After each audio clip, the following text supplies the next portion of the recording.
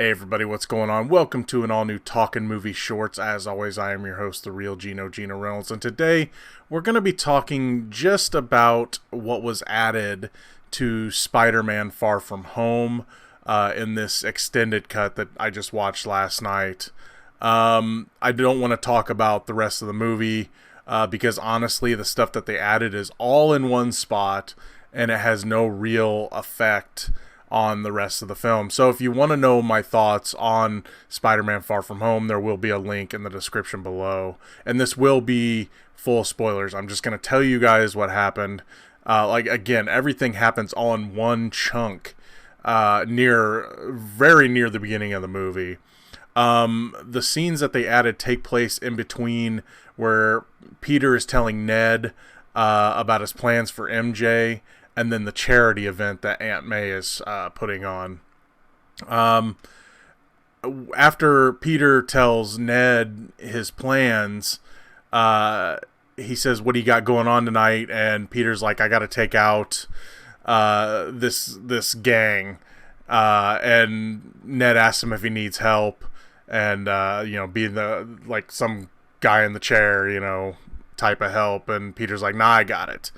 Next, there's a scene with Peter at the post office, and he's stuck in line, and he's trying to get his passport, and so he kind of cheats his way into the system. He sends one of his little spider drones to basically open up another line, another pickup window, and it opens up, and Peter's like, "I'd like to get my passport," and the lady behind there is eating her sandwich. She's like on lunch. Then we cut to a scene where Peter is at Delmar's convenience store. Delmar from the Mr. Delmar from the first movie, and it's basically just Peter preparing for his trip. He's buying his stuff he needs. He's looking for the dual headphone jack so him and MJ can watch movies together on the plane. And Delmar asks him, "Are you planning a trip?" And Peter's like, "Yeah, we're going to Europe." And Mr. Delmar's like, "Can I come?" And Peter's like, "It's a school trip." And Delmar's just like, "That's fine. That's okay. I don't need to go." And so then Peter shows how bad his Spanish skills are, and Delmar just kind of like, you need to work on your Spanish."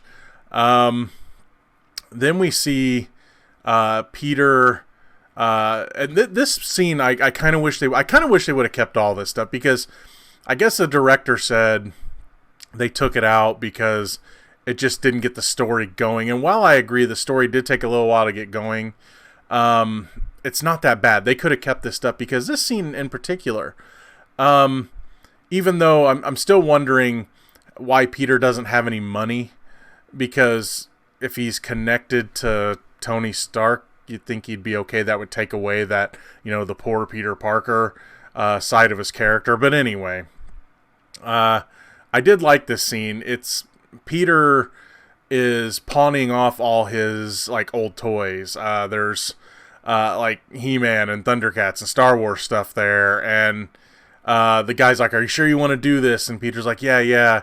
I want to buy a girl I like something really nice, the Black Dahlia necklace. And then the guy is holding up one of the figures, and it's Lobot from Star Wars, and Peter's like, I kind of want to keep this one, so he takes it back, but trades in the rest of his toys for money so he can buy MJ the necklace. And then this part of this next scene is in the trailer, and then it wasn't in the movie. It's where it leads to where Peter's talking to the cops, and he's like, "I'm too busy doing your jobs, and I'm going on vacation." It leads up to that. It's Peter at this upscale restaurant, just beating the crap out of this crime family, and they're trying to beat him up, and he's joking. And I kind of wish they would have kept this, because it showed more of the jokey side of Peter. And it also leads to Peter's mind state later, because, I mean, look at the battle with Mysterio, and he's so unsure if things are real, and he's worried. Where we would get to see more of the jokey Spider-Man, like we got to see in the first one, where he came upon the Avengers at the bank.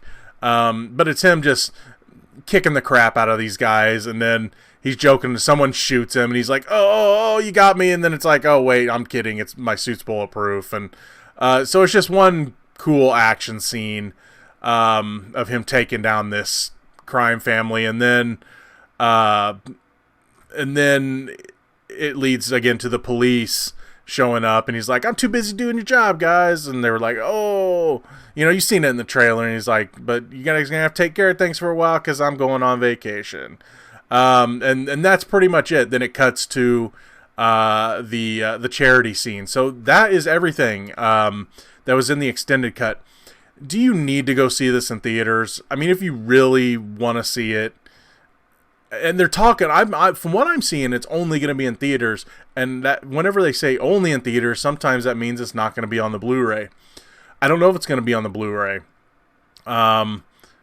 If it's not and you really must see it, sure, go see it, because it's still a great movie. Does it add anything that changes anything else in the movie? Not really. Again, other than maybe the mindset of the jokey Peter Parker to what we get at the end, where he's kind of unsure of himself because of everything Mysterio had done. But it doesn't change anything so drastically that it's a must-see. I went and seen it in an IMAX theater, and I was the only one in there. And it made me wonder if the whole boycott Sony thing has started. And someone said on Twitter, well, no one just wanted to see an extra 4 minutes. It's like, look, I get, and then you should try boycott Sony yourself. And it's like, if I were just a fan, I probably would. And as I mentioned in my real rant, which, by the way, my real rant, the link to it is also in the description below.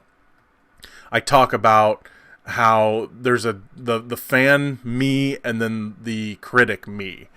And so the fan me would probably boycott these things. And honestly, this is the one character I think that a boycott might actually work.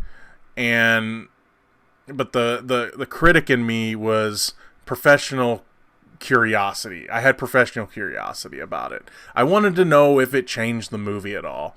Why they cut it out. Honestly, they should have just kept everything in because it fit the story just fine. But it doesn't change anything so much that you're like, I must see this. It'll make a world of difference to this movie. Because unless there was little changes here and there throughout the movie, which I don't think there was, there definitely wasn't any changes to the mid and after credit scenes. There's really nothing that I saw that they changed, other than they tacked this whole section from near the start of the movie, put it back in, basically, because it sounds like it just got cut because it didn't get things going fast enough. Are the scenes good? Sure, they fit the story. They're good scenes, but I wouldn't say you have to rush out to theaters to see it. I have a feeling that this stuff will end up at least being deleted scenes when the Blu-ray comes out, whenever that's going to be. That's going to be all for this edition of Talkin Movie Shorts. If you like what you've heard here, please subscribe to the Real Geno YouTube channel, like this video, and if you've seen the extended cut or have any more questions about the extended cut, which basically I told you everything you probably need to know, feel free to leave a comment in the section below. Till next time, I'm your host, the Real Geno, Geno Reynolds. See you later.